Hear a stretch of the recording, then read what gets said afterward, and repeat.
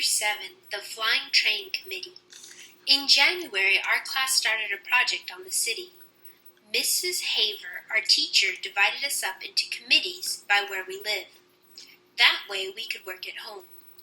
My committee was me, Jimmy Fargo, and Shyla. Our topic was transportation. We decided to make my apartment the meeting place because I'm the only one of the three of us who's got his own bedroom. In a few weeks, each committee had to hand in a booklet or a poster and be ready to give an oral report. The first day we got together after school, we bought a yellow poster board. Jimmy wanted a blue one, but Shyla talked him out of it. Yellow is a much brighter color, she explained. Everything will show up on it. Blue is too dull. Shyla thinks she's smarter than me and Jimmy put together, just because she's a girl. So right away she told us she would be in charge of our booklet, and me and Jimmy could do most of the poster, as long as we check with her first to make sure she likes our ideas. We agreed, since Shyla promised to do 10 pages of written work, and we would only do 5.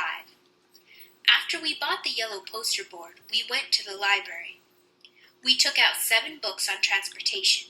We wanted to learn all we could about speed, traffic congestion, and pollution. We arranged to meet on Tuesday and Thursday afternoons for the next 2 weeks. Our first few committee meetings turned out like this. We got to my place by 3:30, had a snack, then played with dribble for half an hour. Shyla gave up on cooties when Fudge lost his front teeth. But it still isn't much fun to have her hanging around. She's always complaining that she got stuck with the worst possible committee. Oh, and that me and Jimmy fool more than we work. We only put up with her because we have no choice. Shyla and Jimmy have to be home for supper before 5:30, so at 5 o'clock we start cleaning up.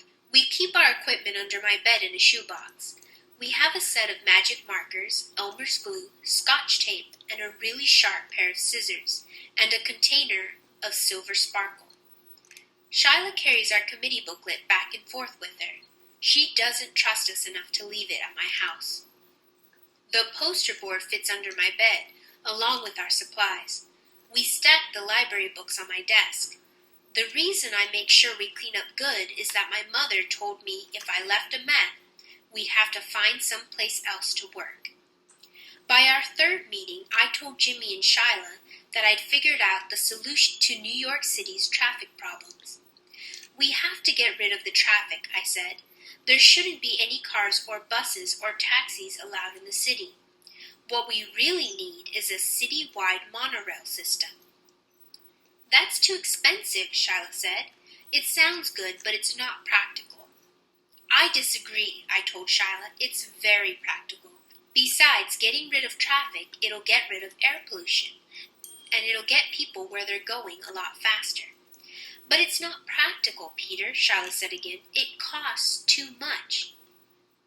I opened one of my books on transportation and read Shyla, quote, "A monorail system is the hope of the future." I cleared my throat and looked up. "But we can't write a report just about the monorail," Shyla said. "We'll never be able to fill 20 written pages on that." "We can write big," Jimmy suggested. "No," Shyla said. "I want a good mark on this project. Peter, you can write your 5 pages about the monorail system and how it works. Jimmy, you can write your 5 pages about pollution caused by transportation. And I'll write my 10 pages on the history of transportation in the city." Shyla folded her arms and smiled. "Can I write big?" Jimmy asked. "I don't care how big you write as long as you put your name on your 5 pages, Shyla told him. "That's not fair," Jimmy said. "This is supposed to be a group project. Why should I have to put my name on my 5 pages? "Then don't write big," Shyla shouted. Okay, I'll write so small Mrs. Haver will need a microscope to see the letters." "Very funny," Shyla said. "Look," I told both of them, "I think all our written work should be in the same handwriting. That's the only fair way. Otherwise, Mrs. Haver will know who did what, and it won't be a group project." "Say, that's a good idea," Jimmy said. "Which one of us has the best handwriting?" Me and Jimmy looked at Shyla. Well, I do have a nice even script, Shyla said, but if I'm going to copy over your written work, you better give it to me by Tuesday. Otherwise, I won't have enough time to do the job. And you two better get going on your poster. Shyla talked like she was the teacher and we were the kids. Me and Jimmy designed the whole poster ourselves. We used the pros and cons of each kind of transportation. It was really clever. We divided a chart into land, sea, and air, and we planned an illustration for each, with the airplane done in silver sparkle and the letters done in red and blue magic marker. We got halfway through the lettering that day. We also sketched the ship, the plane, and the truck. When Shyla saw it, she asked, "Is that supposed to be a train?" "No," I told her, "it's a truck." "It doesn't look like one," she said. "It will," Jimmy told her, "when it's finished." "I hope so," Shyla said, "because right now it looks like a flying train." "That's because the ground's not under it yet," Jimmy said. "Yeah," I agreed. "See, we've got to make it look like it's on a street. Right now it does kind of look like it's up in space." "So does the ship," Shyla said. "We'll put some water lines around it," I told her, "and some clouds around the plane," Shyla said. "Listen," Jimmy hollered, "did anybody ever tell you you're too bossy? This poster is ours. You do the booklet. Remember, that's the way you wanted it." "See, there you go again," Shyla said. "You keep forgetting this is a committee. We're supposed to work together." "Working together doesn't mean you give the orders and we carry them out," Jimmy said. My feelings exactly, I thought. Shyla didn't answer Jimmy. She picked up her things, got her coat, and left. "I hope she never comes back," Jimmy said. "She'll be back," I told him. "We're her committee." Jimmy laughed. "Yeah, we're all one happy committee." I put our poster under the bed, said goodbye to Jimmy, then washed up for supper. My mother was being pretty nice about our committee meetings. She arranged to have Fudge play at Ralph's apartment on Tuesdays and at Jenny's on Thursdays. Sam has the chicken pox, so he can't play at all.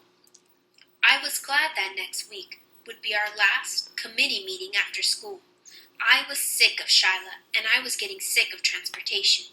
Besides, now that I knew a monorail system was the only way to save our city, I was getting upset that the mayor and all the other guys that run things at City Hall weren't doing anything about installing one. If I know that's the best method of city transportation, how come they don't know it? The next day, when I came home from school, I went to my bedroom to see Dribble like I always do. Fudge was in there, sitting on my bed. "Why are you in my room?" I asked him. He smiled.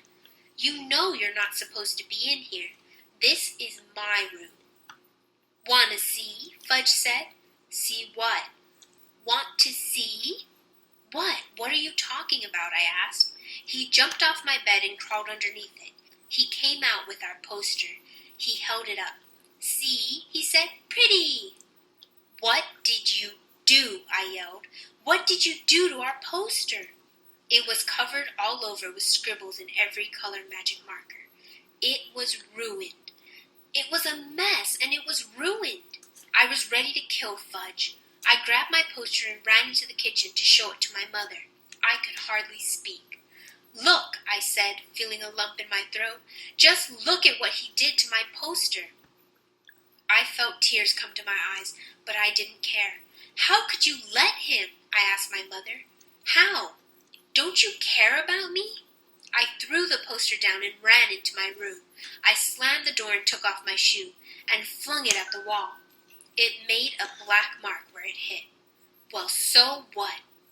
I heard my mother hollering, and then Fudge crying. After a while, my mother knocked on my bedroom door and called, "Peter, may I come in?" I didn't answer. She opened the door and walked over to my bed. She sat down next to me. "I'm very sorry," she said. I still didn't say anything. "Peter," she began. I didn't look at her. She touched my arm. "Peter, please listen.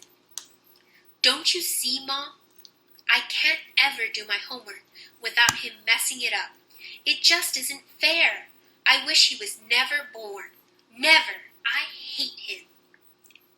"You don't hate him," my mother said. "You just think you do."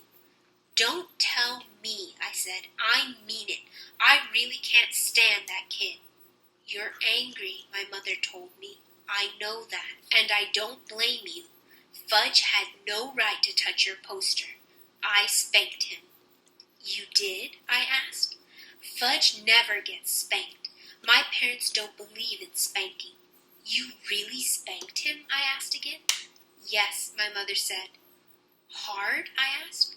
"On his backside," she told me. I thought it over. "Peter," my mother put her arms around me, "I'll buy you a new poster board tomorrow.